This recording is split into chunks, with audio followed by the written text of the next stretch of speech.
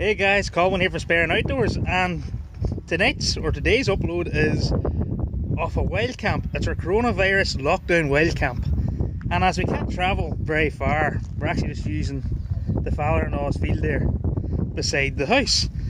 And really all I'm doing is I reviewed a tent earlier on the day. It was a wee Van Gogh Nevis 200 tent. I'm going to stay in it tonight.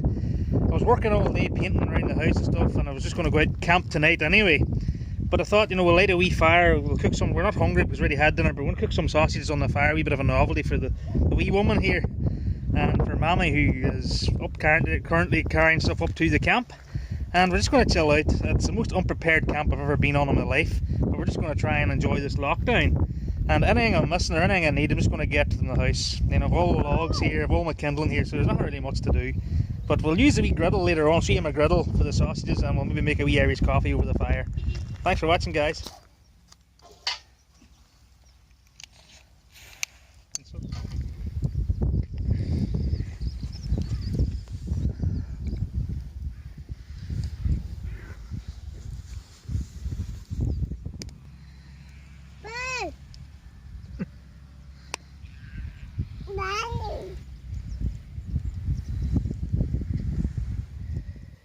So I just came down here to get the griddle, and that's the griddle I'm going to be using tonight. It's part of the Ronnie Sunshine set. And there's your wee lifter, and there's your stand, there's your Dutch oven, and there's your frying pan. I just seasoned these last night, and as I say, I'm just going to use this griddle here to cook some sausages for a bit of a novelty for the child on the fire. And this griddle's quite good because you've got the rib side too, which obviously you can put your sausage and stuff and sort of grill them and get rid of the fat without touching the sausages, and then you have the other side for frying, almost completely smooth, but again, it's got a wee drain here for catching any runoff. But it's a great wee set. I've done a review on this a few years ago. If you want to go check a review, tear away. No.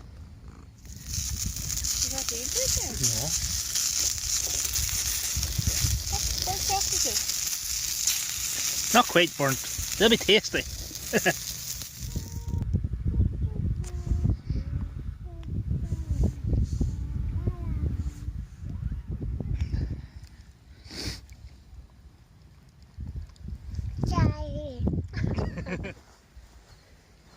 Go see your neighbours. What is it? It's a lamb.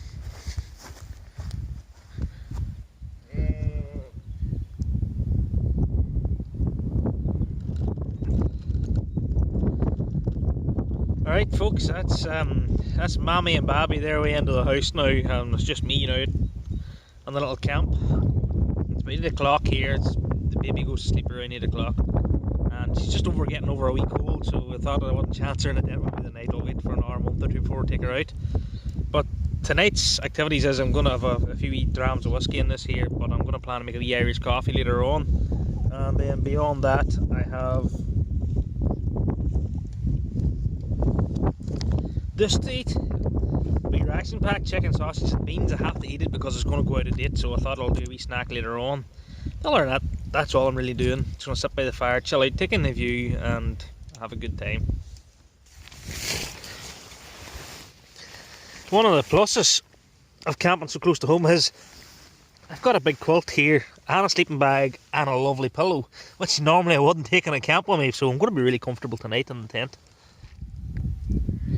So that's the water on for the hot whiskey. But there's my view. That's Slieve Galleon in the distance there. And I've got a lovely wee view there of the Sperrins. So that's all I'm doing tonight, just chilling and taking in that. This is a little bush as you see here, with all the yellow flowers, and it's quite a jaggy bush.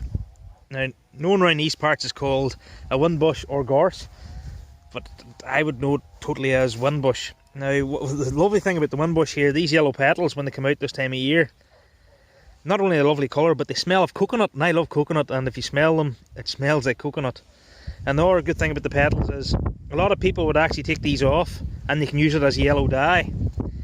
But it's not the sort of bush you'd want to be crawling through or moving through because it will jaggy, but it's a lovely wee feature and it's plentiful in the Sperrins.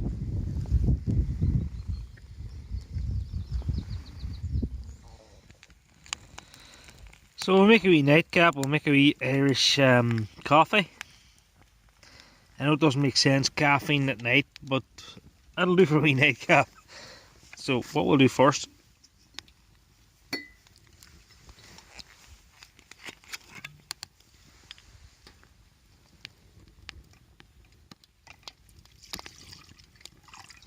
a wee Jameson.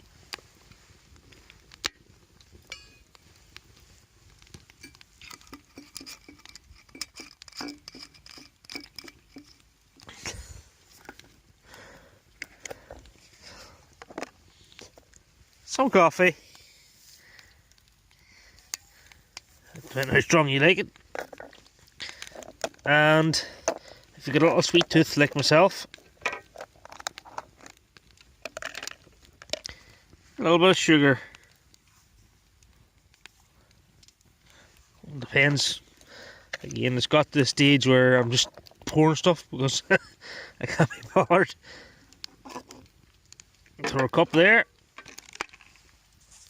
And we'll get the hot brew on.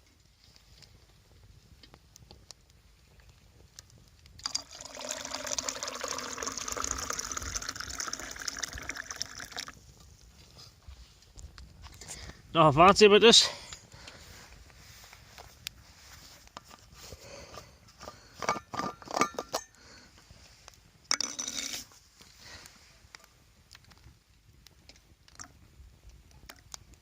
A little milk and a stir. And that's our coffee. Right folks, just in the tent after the coffee, so night night, speak to you in the morning. Well guys, that's it there. It's about 8:30 in the morning, so I'm up really early because it gives rain here at about 9 o'clock, so I thought, you know, get the tent down just before the rain, so it means it's a lot easier for me to dry the tent. It's only the ground sheet that really needs dried, rather than having a soaking wet tent to dry. But as you can see that wee light green patch? That's obviously where the tent was, that's down, and you'll see there's a little brownie patch, if you can see it or not. But that's where I put the fire pit because it was already a dead patch of grass and just leaves less of an impact. And I have one more thing to show you, and that is my actual fire pit. The fire pit I used was actually just an old barbecue, old barbecue lid flipped over. So when you come across these things like that, keep them because they're useful for things like this here, like a wee portable campfire. But as I say, you try and improvise what you have and use, rather than throw things out. See if it has a use, try and keep it if you can. Well, that's it guys, I'm just out of the shower, I'm all nice and clean, and I just want to leave you on this wee note. It's Easter Sunday here, and I'm going to stuff my face full of chocolate in a couple of minutes time, so I just want to leave on a nice wee note for Easter Sunday, and a wee message. As a wee message I have in a lot of my videos, especially ones when I'm out doing bushcraft and camping, and most of my outdoor videos, I always leave a link to Leave No Trace.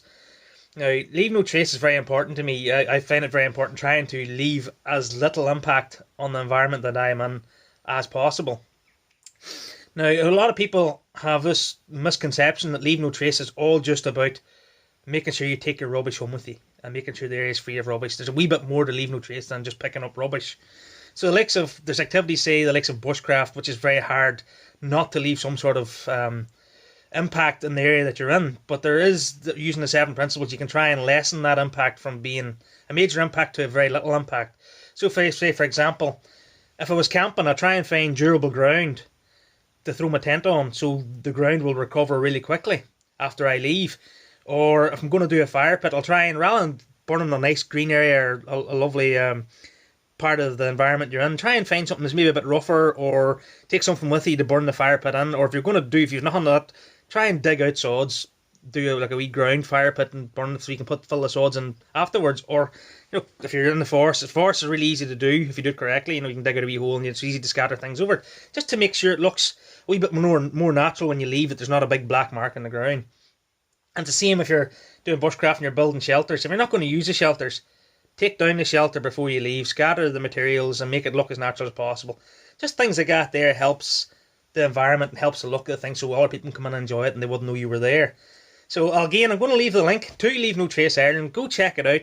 The more I talk about Leave No Trace in my videos, I'm hoping it catches the attention of a lot more people to go check out the Leave No Trace and check out the 7 principles that you could try and live by when you're outdoors. Now, there's no point me doing a video on Leave No Trace and the 7 principles, because Leave No Trace Ireland has great resources and great videos on all the principles and how to live by them. So it would just be silly for me to do it. I'll just put the link to them and you can go check it out. And as I said, it's really important, go check it out, because if you can leave the area that you're in a better, even sometimes in a better condition than you got it, because sometimes you go to areas and there's been rubbish everywhere from previous camps, pick that up. you've done a good deed by just picking up somebody else's rubbish and taking it away. You've left that area in a better place than you found it. Or if you go to a pristine area, just try and leave it as best you can. So go check it out. Thank you guys. I hope this information helps, and happy Easter.